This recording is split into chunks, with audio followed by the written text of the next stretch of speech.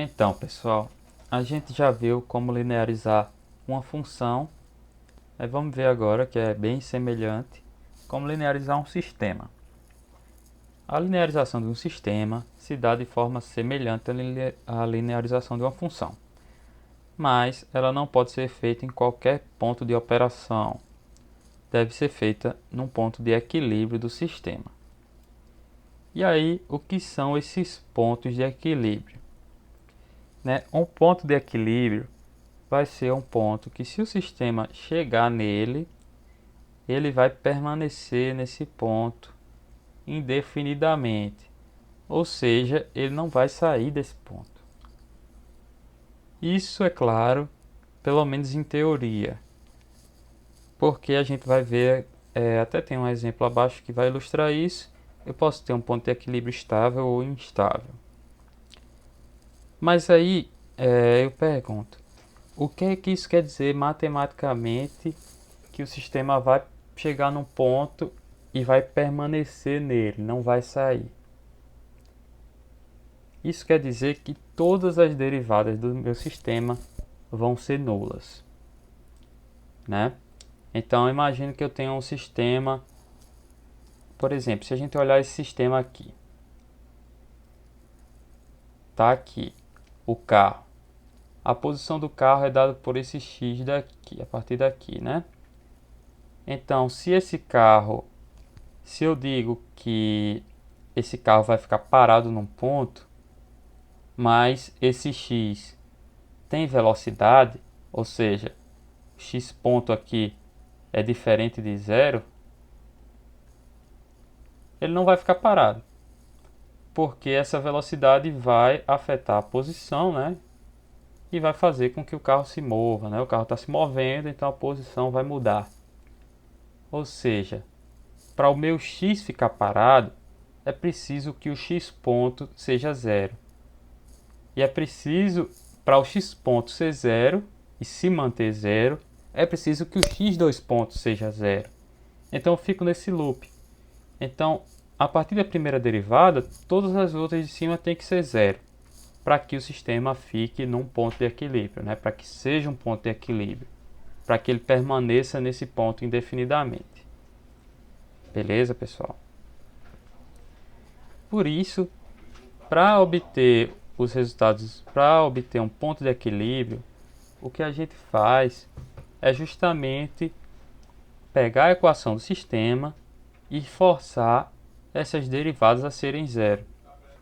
E aí eu não vou ter mais esse efeito das derivadas, e o que sobrar, se ele ficar em equilíbrio, ele vai permanecer em equilíbrio, né? Então, deixa eu ver aqui. Por isso, se obtém os pontos de equilíbrio de um sistema a partir da sua equação diferencial e forçando todas as derivadas a serem zero, inclusive as derivadas de u.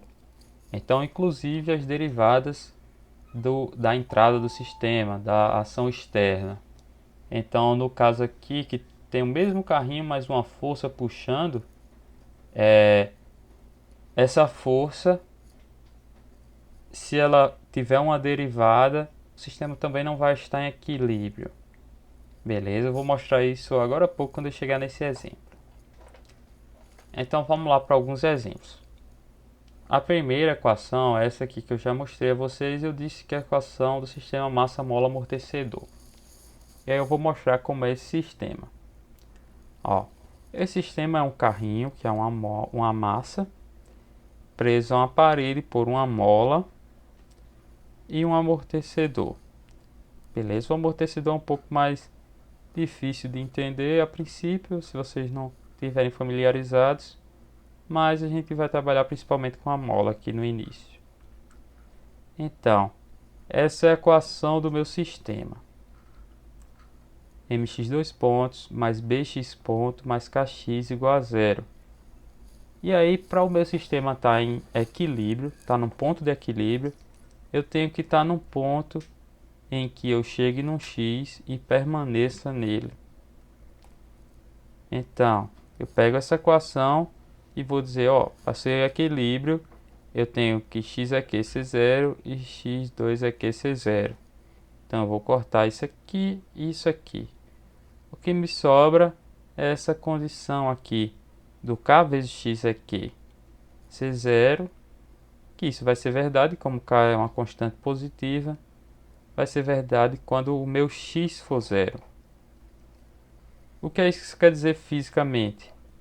Quer dizer que esse meu carrinho ele só vai ficar no ponto parado, sem se mover de maneira nenhuma, se ele não tiver nenhuma velocidade e aceleração a princípio, e se a posição dele tiver tal qual a mola está relaxada, nem contraída nem distendida, né? Mesmo que ele tivesse com velocidade nula e aceleração nula, se ele tivesse deslocado para cá, a mola estaria distendida.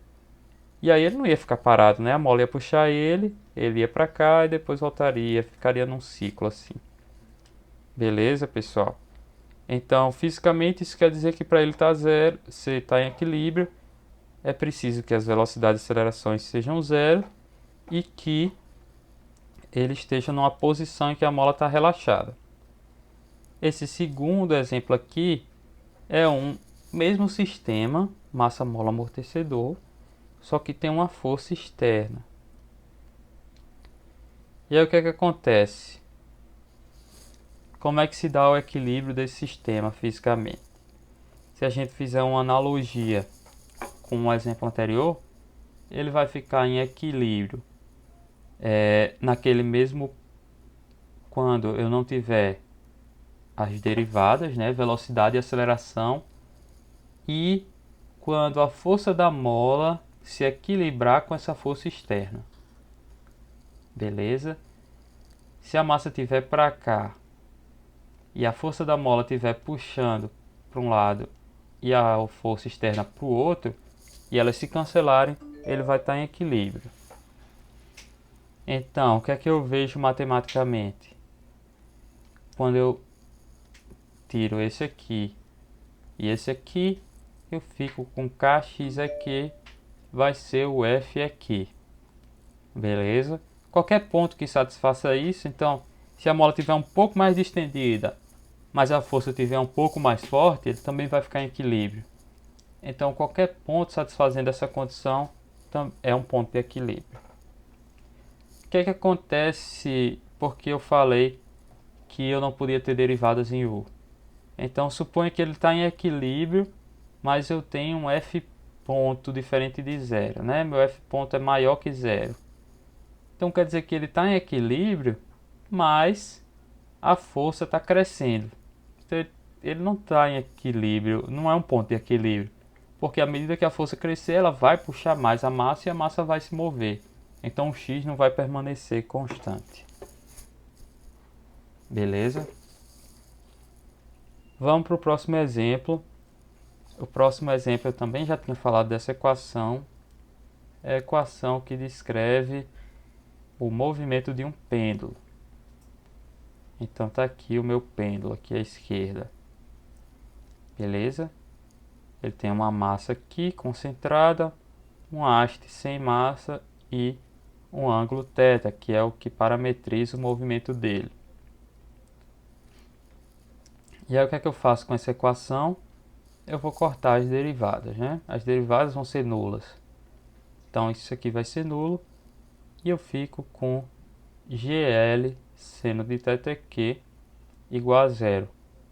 Quando é que isso vai ser satisfeito em termos de θq, né? Quando o seno de θq for zero. E isso vai ser válido sempre que θq for um múltiplo de π. Beleza? Então, se o pêndulo tiver assim, ele está em equilíbrio. Se tiver para cima, ele também está em equilíbrio. Só que vale ressaltar que um equilíbrio, ele para baixo, é o que a gente chama de equilíbrio estável, porque ele tende a voltar para essa posição se eu perturbar ele, e para cima é um equilíbrio instável, porque qualquer perturbação vai fazer com que ele fuja do ponto de equilíbrio. E por fim, como último exemplo aqui, eu tenho um pêndulo da mesma forma, mas com entrada, né, um torque externo. Então ele vai ficar em equilíbrio sempre que a força que traz o pêndulo de volta, né, que movimenta o pêndulo, essa força aqui tangencial, ficar equilibrada com esse torque externo que está atuando. Matematicamente isso vai se traduzir nisso aqui, nessa equação. A gente viu o que é um ponto de equilíbrio, né, e como achar os pontos de equilíbrio. E agora a gente vai ver como a partir disso a gente consegue linearizar um sistema. E aqui eu estou usando essa notação yn para simbolizar a enésima derivada. E isso vai ser uma função do y ponto até a derivada n-1, do ponto até a derivada de ordem n. É a mesma equação que a gente encontrou aqui em cima.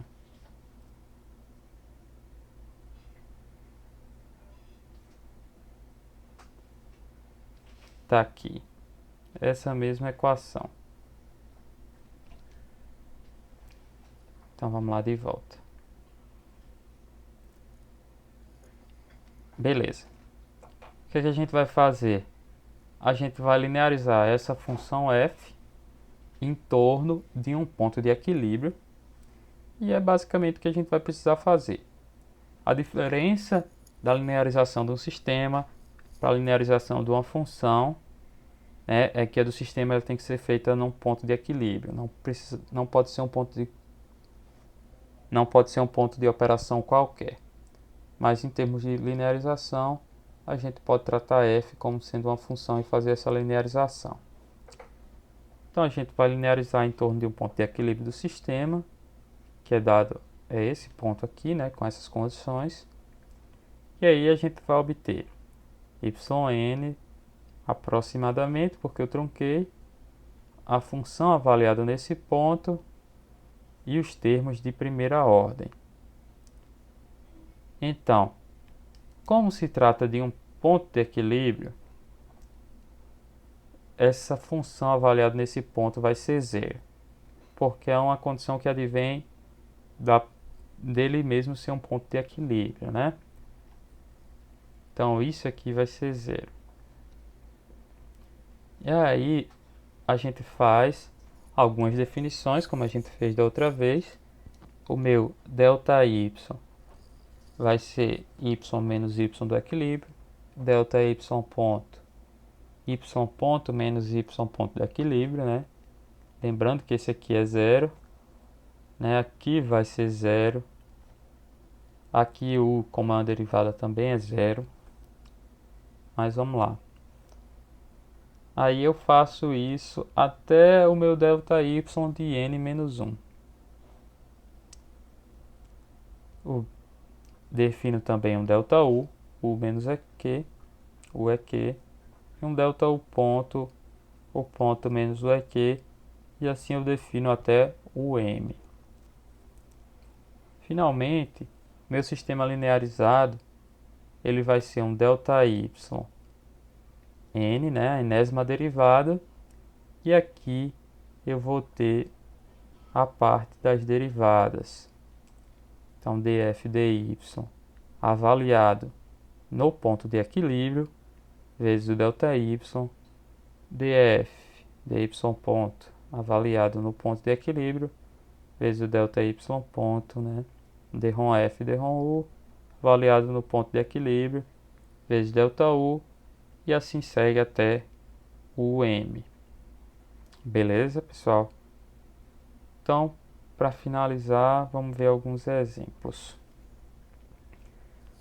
O exemplo que a gente vai ver, na verdade é só um, é o do pêndulo, que é um sistema não linear, porque eu não tenho uma constante multiplicando θ, eu tenho ele como uma função do seno. Então isso faz dele um sistema não linear. E aí a gente escreve daquela forma, né? A derivada maior como igual a uma função das derivadas menores e das entradas, né? Dos esforços externos, se houverem. Então fica com θ 2 pontos igual a menos g sobre L seno de θ. Como a gente viu, esse sistema tem como ponto de equilíbrio Kπ, né? Com K sendo um número pertencente aos inteiros. E aí, o meu sistema linearizado, para esse ponto de equilíbrio, fica Δθ 2 pontos, df, dρf, dρθ, avaliado no ponto de equilíbrio, que é θq, vezes Δθ. Aqui, teoricamente, eu teria ainda um termo de Δθ ponto, mas como ele não aparece na equação, eu resolvi omitir. Então, essa derivada parcial de f em relação a θ é derivar isso aqui em relação, né, a θ. Qual é o resultado? Menos g sobre L, e o seno de θ vai virar cosseno de θ. Então eu fico com menos g sobre L cosseno de θ, e eu vou avaliar isso para θ do equilíbrio. Então onde tem θ, eu vou substituir por θ do equilíbrio, que eu vou ficar com menos g sobre L vezes cosseno de θ do equilíbrio, vezes Δθ. Como θ do equilíbrio é zero, eu fico com cosseno de zero, que é 1. E aí eu chego finalmente a menos g sobre L Δθ. Eu consigo então escrever meu sistema linearizado em torno de θ igual a zero, como Δθ ao quadrado, ou Δθ 2 pontos, mais g sobre L Δθ igual a zero. Beleza? Esse é o meu sistema não linear, linearizado em relação a esse ponto de equilíbrio. E aí o que eu vou fazer em seguida é linearizar em relação ao outro ponto de equilíbrio, que é θq igual a π, né? θ igual a π. Então, até aqui a mesma coisa, e aqui eu já apliquei o θq, né? Em vez de ser cosseno de zero, vai ser cosseno de π, que é menos 1. Então, no lugar de ficar com menos g sobre L, eu vou ficar com mais g sobre L Δθ. E meu sistema fica assim. Δθ 2 pontos, menos g sobre L Δθ igual a zero. Esse aqui é esse mesmo sistema não linear, sendo linearizado em relação a esse outro ponto de equilíbrio. Beleza? Notem qual é a diferença entre esses dois. O primeiro, o meu ponto de equilíbrio aqui é θ igual a zero. E o meu Δθ é uma variação de θ em relação a esse ponto de equilíbrio. Então é como se eu estivesse medindo o sistema como sendo uma variação em relação ao θ igual a zero. Então meu Δθ é esse ângulo aqui. E aí esse sistema vai ser tão fiel à equação do pêndulo real, né? A equação não linear, quanto eu estiver próximo desse ponto aqui. Beleza? Nessas vizinhanças aqui, a equação do sistema vai se comportar como essa aqui. E aí, esse outro, o meu ponto de equilíbrio é θ igual a π. E o meu Δθ é uma separação, né, uma perturbação, uma mudança em relação aí ao meu θ igual a π. Então ele tem essa cara aqui. É como se eu pegasse e movesse um pouco o pêndulo da posição vertical para cima. Beleza? E aí nessas vizinhanças aqui, o pêndulo ele vai se comportar sendo bem aproximado por essa equação aqui. Beleza, pessoal? Note que apesar da equação ser bem parecida, só muda um mais para o menos, eu tenho um caso aqui qualitativamente diferente. esse ponto de equilíbrio ele é estável. Por quê?